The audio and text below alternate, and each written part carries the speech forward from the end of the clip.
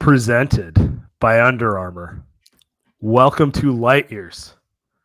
Andy Lou, nothing says the holidays like getting sick. Am I right? I mean, look at you. Listen to you, Sam.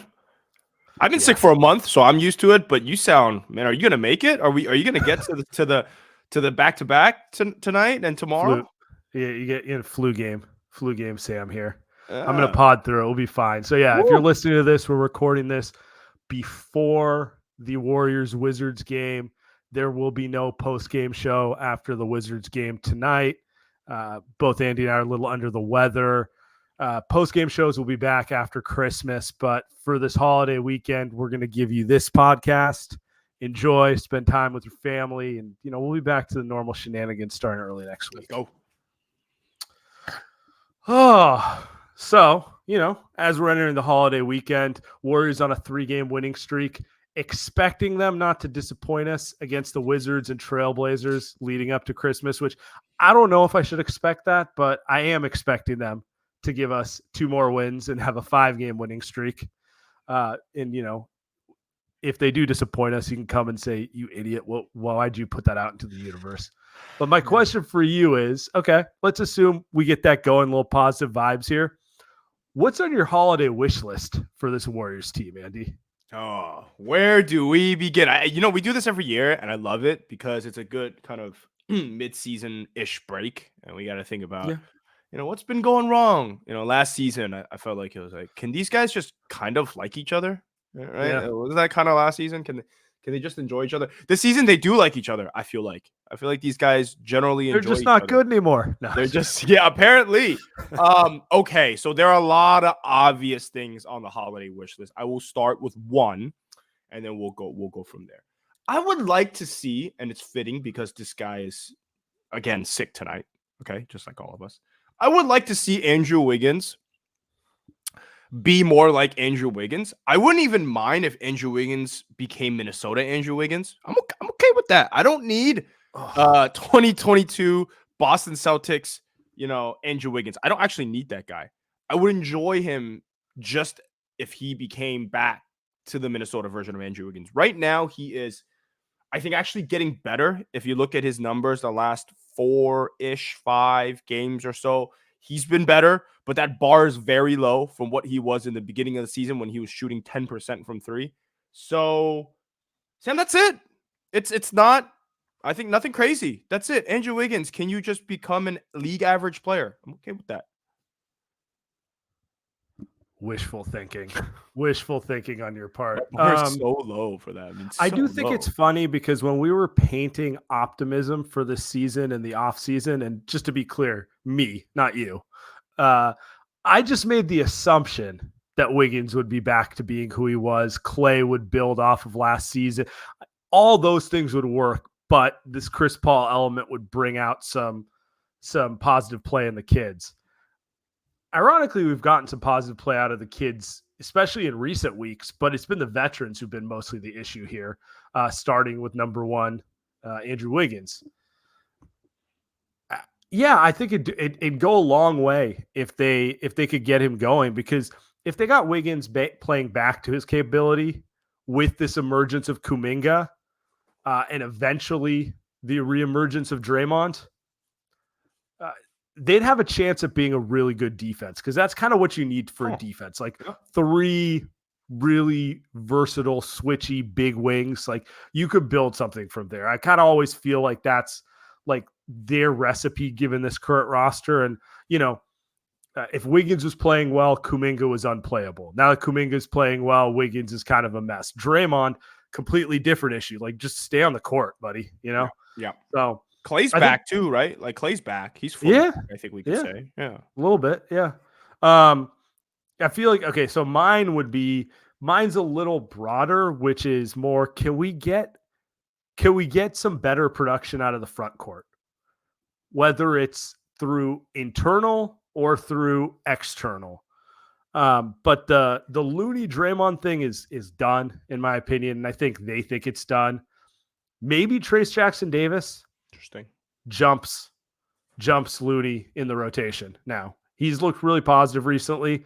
Maybe Kuminga takes a step. Maybe those are the front court reinforcements you need, or maybe they get serious about it and make a move at the trade deadline.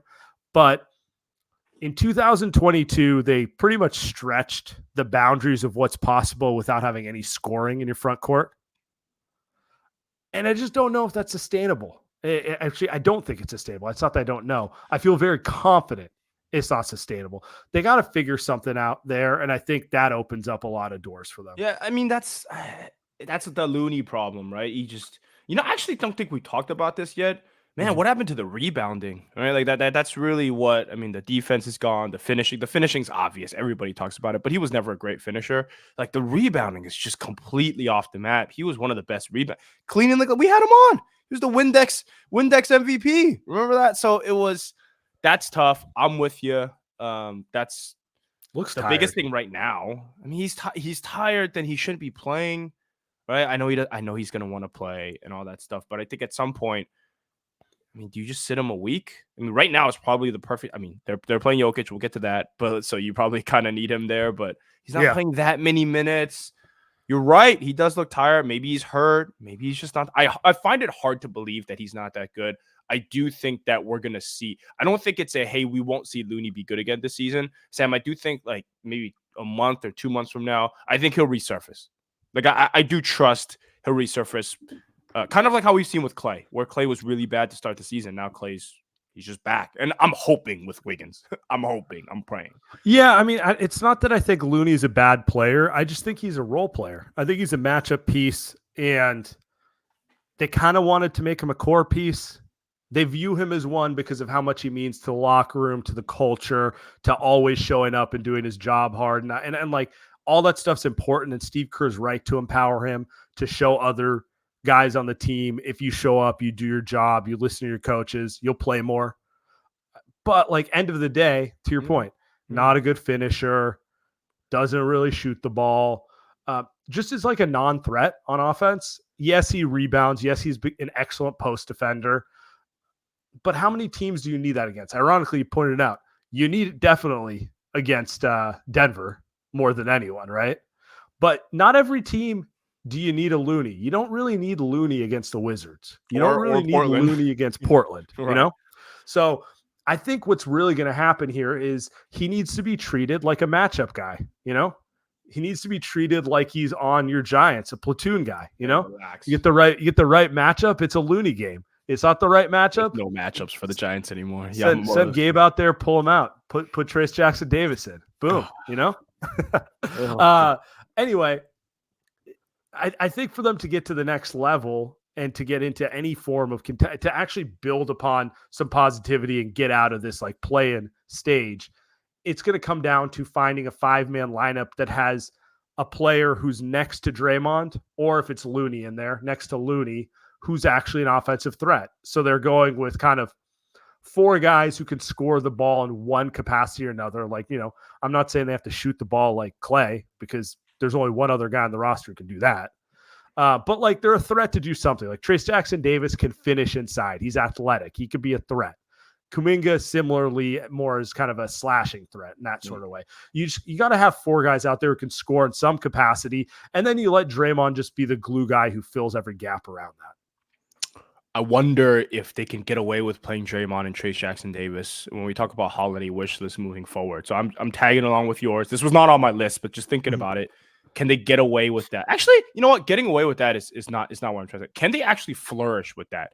Can they build a Draymond and TJD lineup where maybe TJD is the guy that's finishing, and you've got maybe Steph, Clay, and probably Kuminga with that lineup.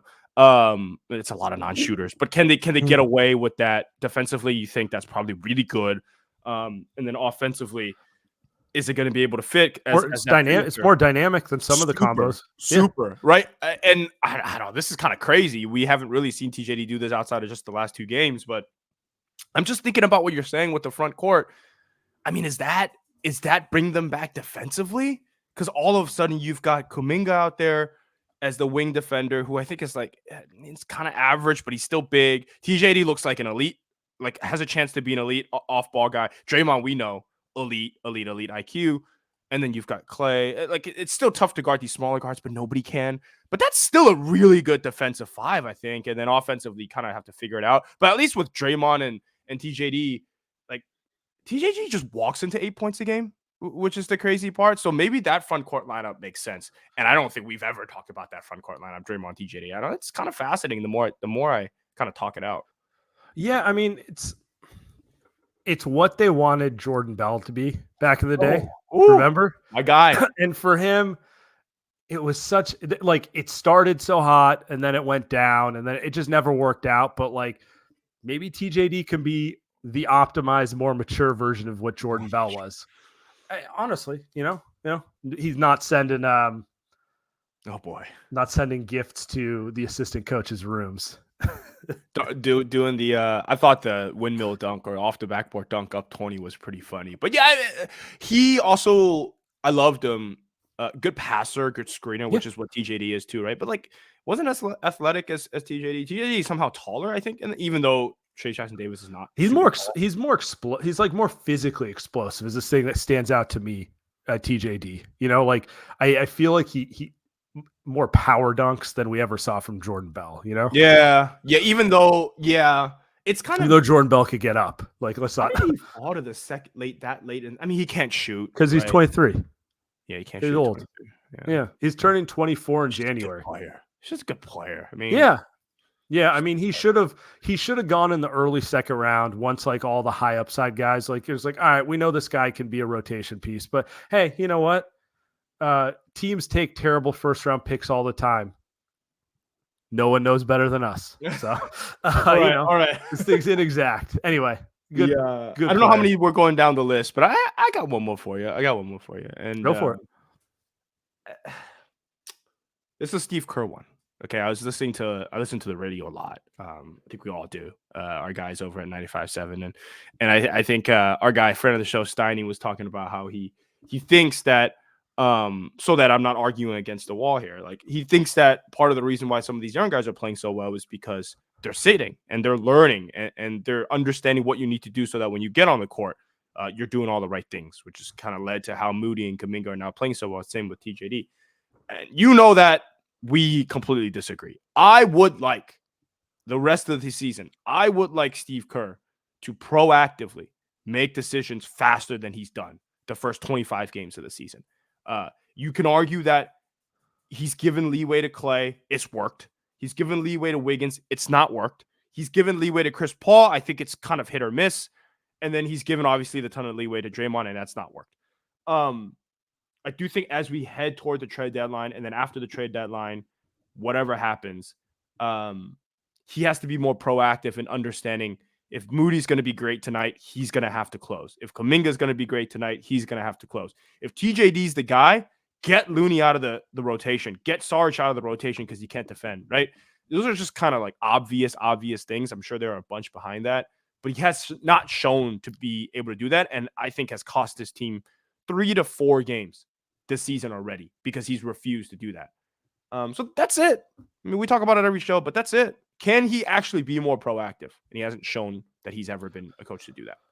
Yeah, and to your point, recently that's been a thing. I would say since he made the lineup change, there's been a little more let the kids play, and it's been positive. Like, Podziemski's good. He should be in the lineup as much as he is. Podziemski's done nothing to not earn the minutes he's getting. Maybe he'll hit a cold spell later where you have to consider playing him less, but as of right now, he feels imperative to be out there. Kuminga, since he's been starting, has played his best basketball probably of his Warriors career. You know what? That didn't come because he sat. That came because the coach finally trusted him a little bit. And then Trayce Jackson-Davis was just ready, and he looks like he should play more. So I agree with you.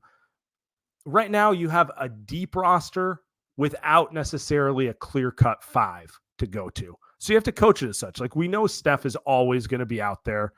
Clay's pretty much always going to be out there closing too. Draymond, I mean, I guess when he comes back, but right now he's not with the team. The point is you should be making quicker adjustments with this roster because it's the kind of team you have right now. Yeah, agree. Hey, Andy, I want to talk with you about the Under Armour matchup of the week. So you knew what it had to be. It's Christmas Day against the defending champs, against the Denver Nuggets.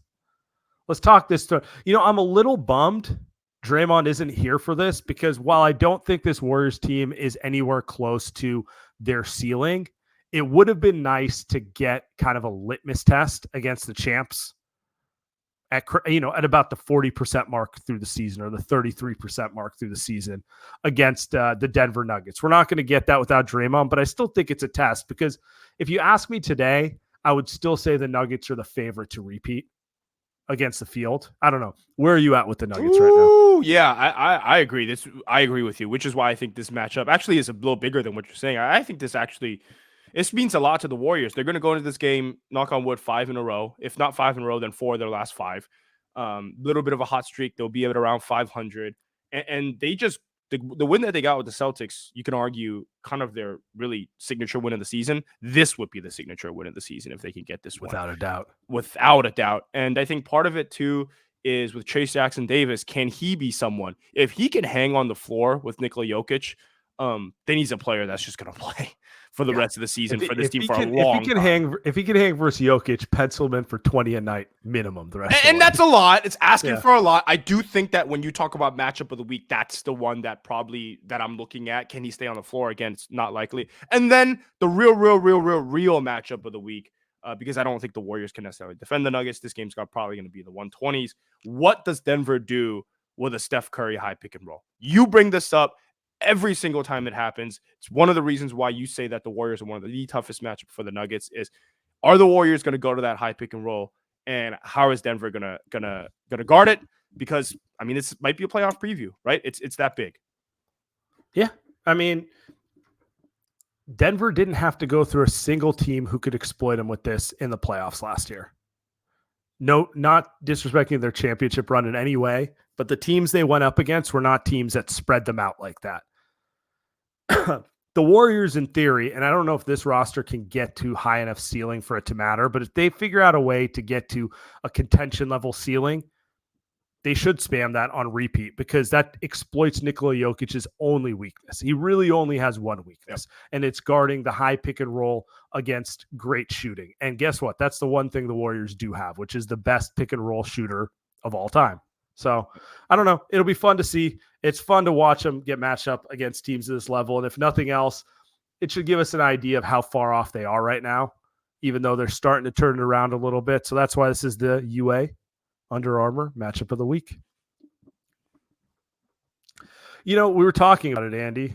So the kids are playing better. And I guess my question for you is, does the emergence of some of the youth on this roster make you think they still need a big move?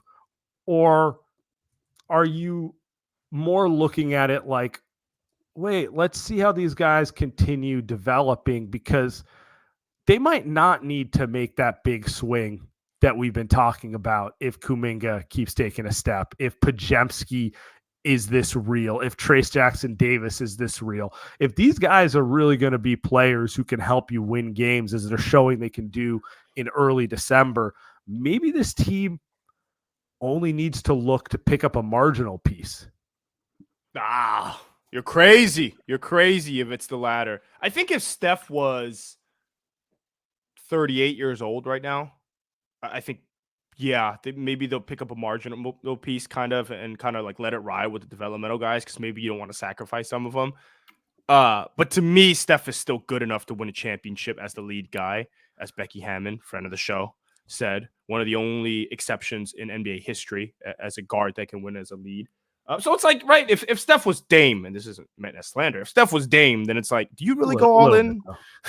Because it's like he's not good enough. It's very clear that Dame is not good enough to win a championship. Portland looked at it when he said, trade the pick, just go all in. And they're like, you're not good enough, buddy. Yeah, we'll take Scoot, and it remains to be seen if he's any good. But I think this version of Steph is a very much, can we trade whoever we got to trade if some of these guys, big fish guys, are on the table? And we know who they are. I think you got to do that. You have to. I actually think it's a necessity for this team. They got too many guys. They got too many mid guys. right? And mid, not in a bad way, because GP2's excellent. Pajemski's obviously excellent right now. Andrew Wiggins is the definition of mid, but like he's still a rotation player. They have all these guys who Moses Moody's playing 15 minutes a game. You either can we either move him because somebody wants him, or you just play him more because you consolidate some pieces to get a star player. They've got to. There's no other option, Sam. No other option. Yeah. I think push comes to shove. I'm with you on this one. I think, I don't know. What about this? Of the young guys, which one would you be most upset if they moved? Oh, man. Okay, so the young guys are Jonathan Kuminga, Moses All Moody. right, so I'll run through it. Kuminga, Moody, Pajemski, Trace Jackson Davis, and I think that's it, actually. Yeah. Probably, and I cannot believe this. Probably Pajemski. Probably Pajemski. You agree with me? Of course I do. Yeah. It's my guy. I'm all in on Pods. He's the only one I would to be clear, I don't want to trade any of them. I would be willing to entertain it. Well, I don't want to. I wanted to trade James Wiseman because I thought he sucked. I like all these players. It's more of a like, well, if they could get a front court player, where would Kuminga even get minutes? So as much as it would hurt, I'd be willing to do it, like that sort of thing. Pods would be the one who would actually make me hesitate and be like, I don't know. I don't know if this guy's good enough to give up the upside of Pods, which sounds insane to say, but that's honestly where my head's at right now. Yeah, it depends on the player, right? Depends on the player. But Kuminga also feels like the guy that just has well, I guess you could argue Pods might actually have the highest trade value because he's still a rookie. He's got a bunch of years left where he doesn't really get paid. He's probably the best basketball player out of the four guys, an actual player. So that's probably the guy would be pretty painful to give away. Because you look down the line here. It's not like TJD has a ton of trade value. Like we talked about, he's older. Moody's kind of like a role player guy. How much is he really getting back to you? He's probably more valuable to the Warriors moving forward than anyone else. I think it really comes back down to that one thing. It comes back down to Kuminga. Just the most obvious guy. It comes down to Kuminga, not just because it's Kuminga, but because there's one position that's the most obvious for an upgrade on this roster, and that's a front court player, whether it's a center or a power forward. Draymond offers you the versatility to acquire either, and it work because he can kind of switch back and forth between the two himself. And if you're acquiring a front court player, I mean, Kuminga, they play Kuminga exclusively at power forward anyway. So it kind of blocks him. So in some ways you'd be trading Kuminga for a player who does the things you think Kuminga will be doing consistently in 4 years' time, right? Like you're trading for a player who's better than him today, knowing that probably in 3 years he will be better than that guy, or in 4 years, And that's basically, to your point, you're hedging. You're saying, yeah, in 2028, we'd probably rather have Kuminga than the guy we acquired now. But it's 2023, and we got about 3 years of Steph playing at this level. Yep. So we got to make the adult decision. I think I agree with you there. I think it sucks because we're finally seeing Kuminga turn a corner, but end of the day, these are discussions that are going to be had in a month. Can it just be Wiggins? I get it. Yeah. All right. Light Years Podcast is brought to you by Sleeper. The NBA season, we're hitting Christmas here, which means now have the chance to 100 extra cash on daily fantasy basketball. Basketball has never been more exciting on a day-to-day basis. Just high-scoring games everywhere with players like Steph Curry, LeBron James, Kevin Durant, Brandon Pajemski, all the superstars. Pick more or less on stats like points, rebounds, three-pointers, steals, double-doubles, and more for 100 plus on Sleeper. Get your picks right, and you could win big. I was this close the other night. I went with the Anthony Davis under, easy, cash. LeBron James over on assists, easy, cash. Kobe White, who's been on fire, 33.5 for points, rebounds, and assists. He went right under, even though he's been the bright spot for the Chicago Bulls. But if I had one, would have 5x'd. and win big. Use promo code LightYears. You'll get up to $100 match on your first deposit. Terms and conditions apply. See Sleeper's terms of use for details. Currently operational in over 25 states. Check out Sleeper today. And we are brought to you by Manscaped. Ho, ho, ho, gentlemen. Get ready to jingle and deck your balls this holiday with the help from our friends over at Manscaped. The leaders in below-the-waist grooming have just launched their Performance Package 5.0 Ultra, but I like to call it the small gift for your big package. Featuring Santa's #1 helper, the Lawnmower 5.0, Manscaped can guarantee you'll be stuffing more than just your stocking this season. Let your ornaments shine and enjoy 20% off plus free shipping at manscaped.com with code LightYears. Mrs. Claus will thank you. But the fun doesn't stop there. Is your boxer game week? Take care of the chestnuts with Manscaped's Boxers 2.0, featuring their signature jewel pouch to keep you calm, cool, and collected. So get 20% off and free shipping with the code LightYears at manscaped.com. That's 20% off with free shipping at manscaped.com. Use code LightYears. Give the gift of Manscaped this holiday season. I hope all the ladies who listen to this podcast got the Manscaped Christmas package for their men. That's my hope. It's the GOAT. Manscaped. Oh, so who does Andy want for Christmas more? Pascal Siakam or Lauri Markkanen? That is horrendous transition. No. I like it. I liked how we tiptoed away from talking about either of these two guys. And it seems like as we go down to the trade deadline, we hear a new rumor about it every day. Literally just read something today about Siakam. Hilarious. Yeah, so let me provide some background here. Okay, so players we know will be actively shopped at the deadline. And it doesn't mean they're for sure going to get traded, but everyone's talking about them, right? Zach LaVine, can we just admit we don't think he's making a tangible difference for the Warriors? Keep it moving. Is he even better than Clay for this team? No. What are we doing with Zach? So he doesn't really address their needs. Ridiculous. Per se. Okay. Go to the Lakers. OG Anunoby. OG is basically just Wiggins, a better version of consistent version of Wiggins. Yeah, that's the one. Yeah, would he make the Warriors better? Obviously. Everyone can use a two-way wing who can do certain things, but I don't think he really addresses what they need per se. And then these two guys are completely different players, but they address multiple things the Warriors need. Lauri Markkanen, who's basically a 7-foot Klay Thompson these days, and Pascal Siakam, who's kind of like Draymond in some ways, but with more scoring punch and everything. I don't know. If I was to ask you, which of those two would you prefer on this Warriors team? Because they both present positives and negatives. You know? This one's extremely hard for me too, because I don't. Okay, who's the better player overall? Probably Lauri. Lauri, right? It's Lauri. Me? To be honest, depends how you define player. He's the better offensive player. He's a better scorer for sure.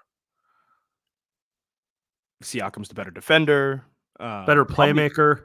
Better playmaker. That's true. Maybe fits the Warriors in a playoff series. It's like there are all these questions that make this answer so hard for me to get to. But then Lauri fits the Warriors like a glove on offense too. Like he knows how to move off ball. He cuts. He doesn't. He's not like putting Siakam in the Warriors. It's like fitting in a guy who likes to hold the ball. Like that's kind of messy, right? A little bit. But then on your point on the defensive end, he could not fit more perfectly. Siakam, that is, right? Draymond and Siakam, he has postseason experience. It's not like Siakam's 36, right? Like he's been, look at him. 29. He's cooked the Warriors before. This was 4 years. Wow. 4 years ago, gonna be 5. So it's been a while on that. And he wouldn't be the first option here, which is like, okay, we've seen him be the first. He's not a first option, right? Like I think we figured that out. And Lauri would be kind of, to me, like a cat on the Warriors, but maybe like even better because just more consistent on a day to day, more of a dog than cat. You can say Lauri probably costs you more. Like maybe you for sure have to give up Kuminga, Moody, Pods, 3-4-1s, right? Like, to get that deal done. Relax, that's a little aggressive. No, okay, maybe not. Maybe not. But he would cost more because you have him under contract one extra year, and he's 3 years younger. So, but on the flip side, if you got him, you got the guy for 7 years of his prime. It's less of a concern about like what you're giving up because you can continue building around. Assuming you're re-signing him, and I mean, yes, of course, I assume that. Whereas Siakam gonna be a free agent. It's like these are all the things where I thought about this. I mean, Warriors Twitter talks about this every day. It's very hard. Sam, I think end of the day, trying to win a championship this season, because there's who knows how many more seasons are left for Steph. I'm gonna go Siakam. Because of what I think he can do defensively with this team. It puts the Warriors back to who they were, where they have another guy that he can guard some bigs. Like you can even throw him on like an Anthony. I'm not saying he would lock him up, but it's a body, right? It's a bigger body than Wiggins that you could throw on AD or LeBron. It's someone that can finish a little better. I know his shooting's kind of gone down the dumps, but maybe he gives you enough because he's playing next to Steph and Clay. But defensively, him, Draymond, and then I don't know who's still left. Probably not Wiggins, probably not Kuminga, but like just some other wing left that can play that position. Now your defense is back to what the Warriors are, which to me is more important than putting this Lauri-led focus team where the Warriors are just playing games in the 140s. I think I'm good. I think I'm good off that version, even though I think in a vacuum, people in the NBA would probably rather have Lauri. But I think I'd rather have Siakam.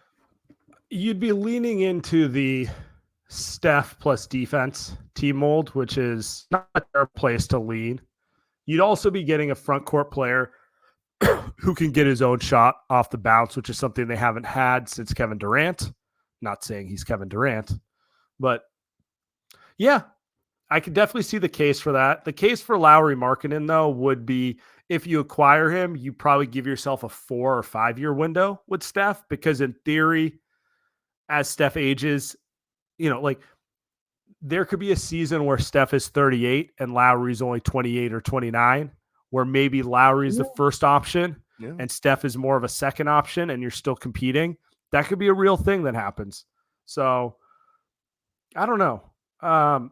Defensively, I don't think he's as bad as you think he is either. But then again, to your point, there's a difference between being passable in the regular season and playoff passable. And he hasn't he hasn't been in the playoffs, period. He just hasn't. That's a big step to go when you've never played playoff basketball. At least Siakam's played playoff basketball for 5 years in a row now? He's been to the finals. He's played multiple series since then. Yeah.